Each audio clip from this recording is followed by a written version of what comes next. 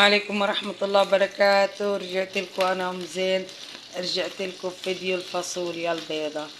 دحين نقعناها طول الليل ودحين بسلقها اهي الفاصوليا. بعدين سلقت اللحمة هنا، هذه اللحمة يا حبايبي قلبي. كل عام وانتم بخير وإن شاء الله من عوادوا، ولا تنسوني بالاشتراك واللايك. حبايب قلبي السلام عليكم ورحمة الله وبركاته.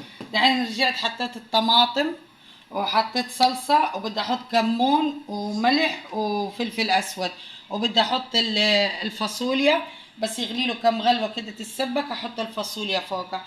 خليكم معانا يا حبايب قلبي، ولا تنسوني بالاشتراك واللايكات يا حبايب قلبي. كل عام وانتم بخير.